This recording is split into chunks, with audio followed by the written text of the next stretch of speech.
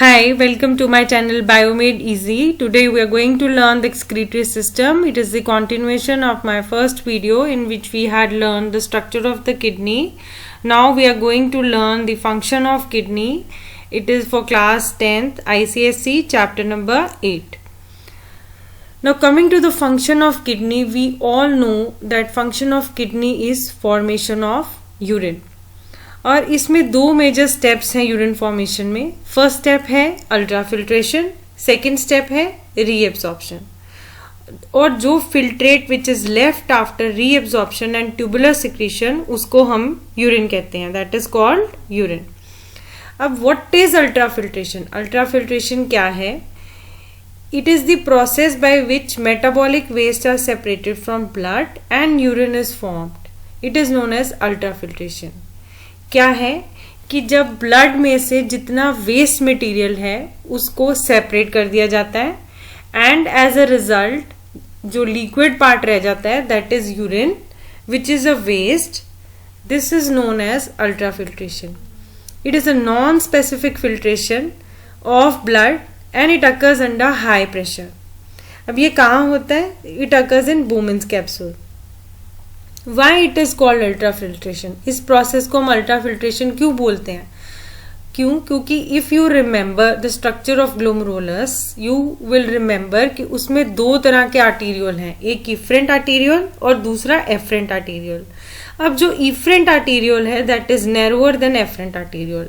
उसकी वजह से क्या होता है कि वहां पर हाई प्रेशर बन जाता है. उस हाई प्रेशर में जो liquid part of the blood है वो फिल्टर आउट हो जाता है from glomerulus and enters into the renal tubule. अब ये फिल्ट्रेशन जो है अंडर एक्स्ट्रा ऑर्डिनरी फोर्स हो रही है क्योंकि वहां पे प्रेशर बहुत हाई है, इसलिए इस प्रोसेस को हम बोलते हैं अल्ट्राफिल्ट्रेशन. देखो, see this diagram. This is the afferent arteriole, this is the efferent arteriole. अब इफरेंट आर्टीरियल नैरोअर है इसलिए वहां प्रेशर बहुत ज्यादा हाई है. अब जितना liquid part of the blood है वो ग्लोमेरुलस से बाहर आ जाता है into this Y shaped cavity of Bowman's capsule. See this is glomerulus, this is Bowman's capsule. अब जितना लिक्विड पार्ट ब्लड का बना है वो कहाँ आ गया है?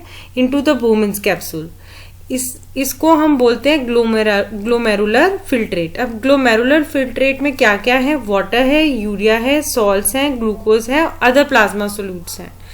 अब ये तो थिन पार्ट हो गया. अब पीछे जो रह गया इसमें थिक पार्ट, उसमें क्या है? उसमें ब्लड कॉर्पसल्स हैं, कुछ प्रोटीन्स हैं और कुछ लार्ज मॉलिक्यूल्स हैं जो कि इफरेंट आर्टीरियल के थ्रू दोबारा सर्कुलेशन में चले जाते हैं. और थिन पार्ट कहाँ आ जाता है? That comes out of the glomerulus into the Bowman's capsule. Second step is reabsorption. नाम से ही इंडिकेशन मिल रही है, दैट मीन्स किसी चीज को दोबारा से एब्जॉर्ब करना. अब बच्चों ऐसा है कि जो फिल्ट्रेट एंटर कर रहा है रीनल ट्यूब्यूल में वो एक डाइल्यूट सॉल्यूशन है. उसमें यूजेबल मटेरियल भी है, उसमें अनयूजेबल पार्ट भी है. जितना यूजेबल मटेरियल है जैसे ग्लूकोज है, कुछ सॉल्ट्स हैं जो बॉडी के लिए बहुत ज़रूरी है वो रीएब्जॉर्ब हो जाते हैं. और बाकी जो फिल्ट्रेट बच जाता है वो ट्यूब्यूल के थ्रू उसमें वाटर एब्जॉर्ब हो जाता है. And it is known as selective absorption. क्यों सिलेक्टिव है? Because the body is reabsorbing selectively. I mean the part which is usable for the body it is absorbing and the rest of it is excreting. It is producing waste. अब कुछ substances हैं जैसे potassium और कुछ drugs, कुछ chemicals जो body को required नहीं है, which are toxic for the body.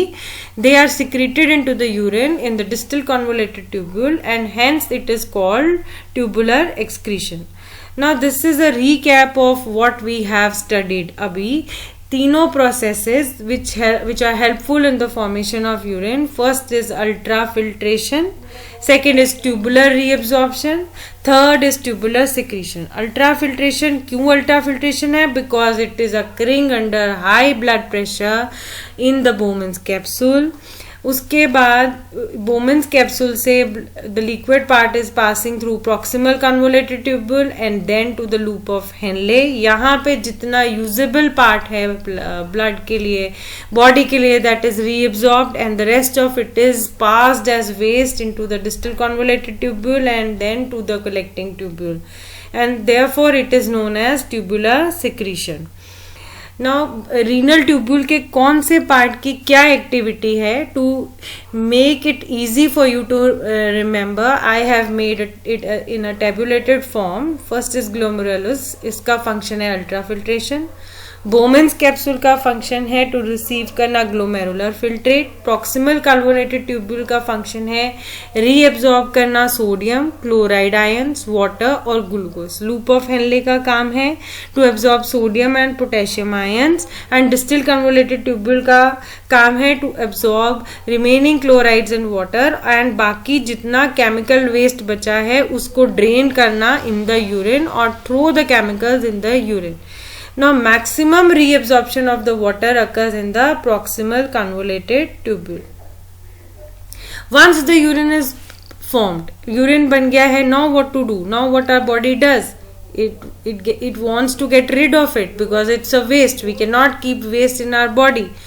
So what happens is that urine passes into the collecting tubules. From there it goes into the urinary bladder by urethral peristalsis, which is a contraction kind of movement, and then it is expelled out through urethra with the help of sphincters. At the time of micturition, the sphincters relax and the urine is passed out from the body.